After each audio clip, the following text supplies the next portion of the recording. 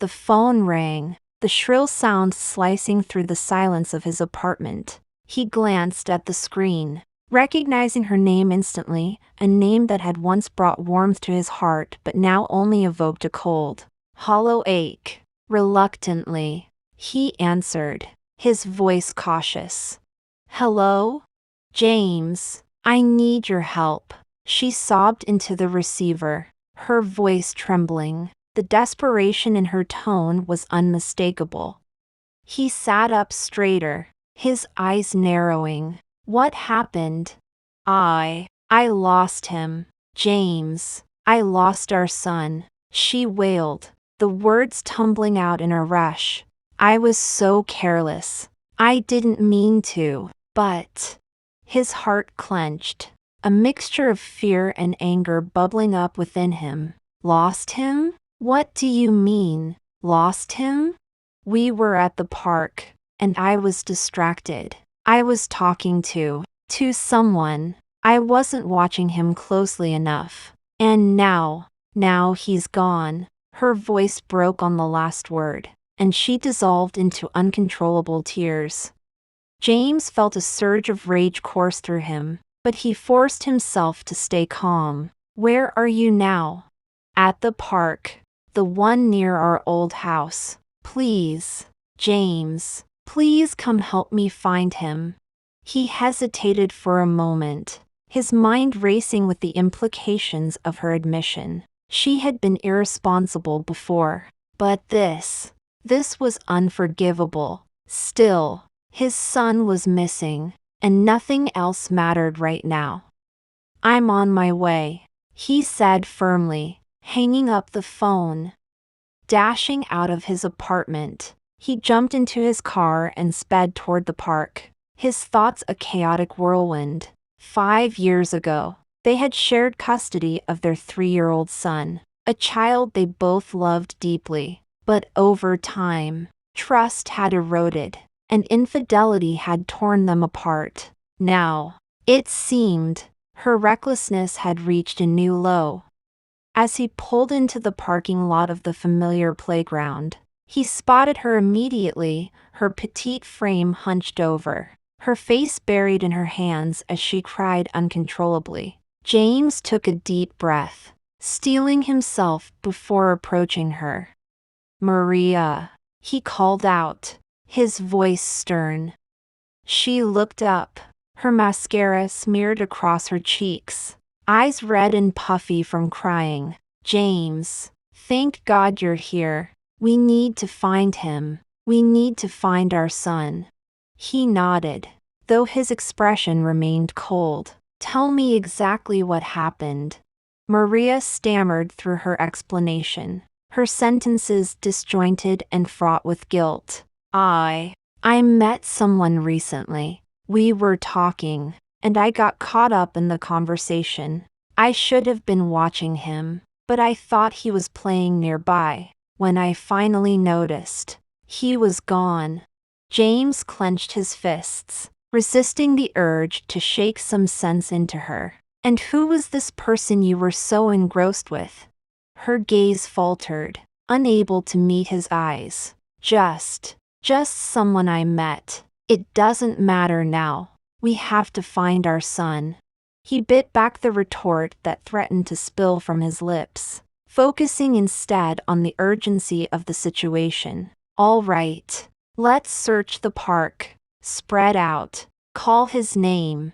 They split up, each taking a different section of the park to scour for any sign of their little boy. James moved methodically, calling out his son's name, his heart pounding with every passing second. Panic began to gnaw at him, but he pushed it down, refusing to let fear overtake him.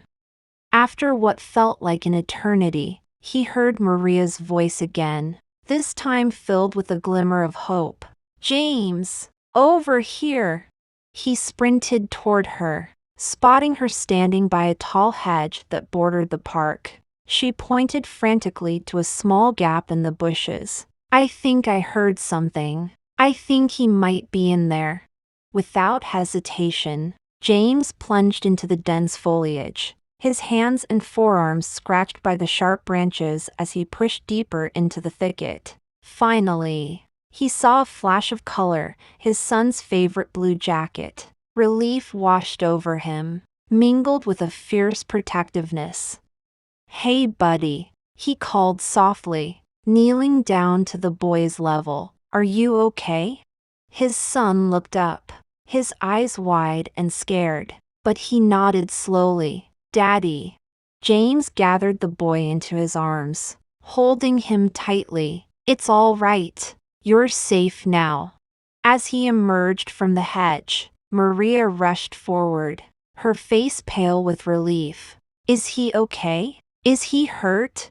James glared at her, his grip on his son tightening instinctively. "He's fine, but this can never happen again. Maria, do you understand?"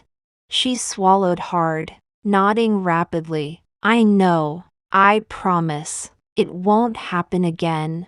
But James wasn't convinced. He could see the turmoil in her eyes, the guilt and the desperation. And beneath it all, he detected a flicker of something else, something darker, more calculating. It was then that he realized he couldn't let this go, not just for his son's sake, but for his own peace of mind.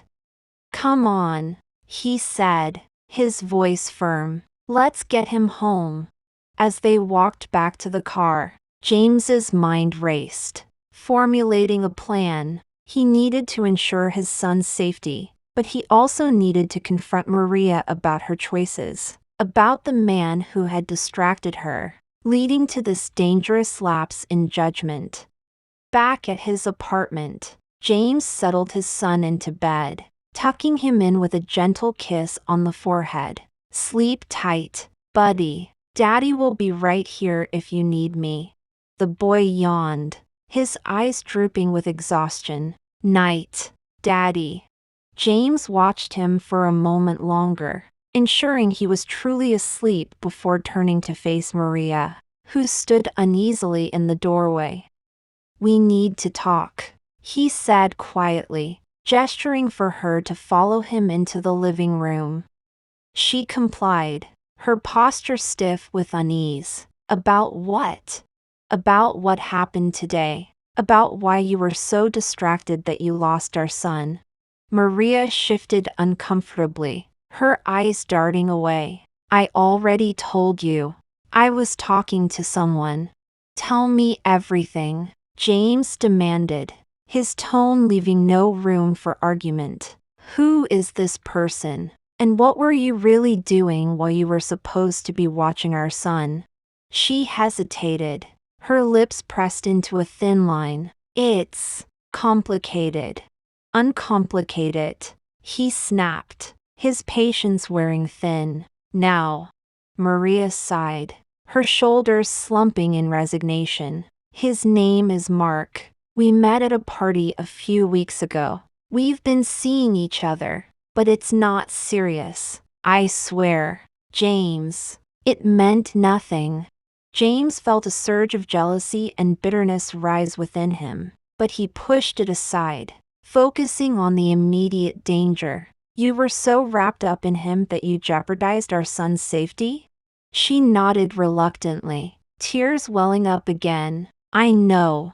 I was wrong. I made a terrible mistake." James stared at her, his mind swirling with possibilities. He needed to protect his son, but he also needed answers, and he knew that whatever path he chose next, it would change everything. "Stay here," he ordered, his voice cold. "I need to make a call." As he stepped into the hallway, he dialed a number he hadn't used in years, his mind set on one thing: finding out the truth.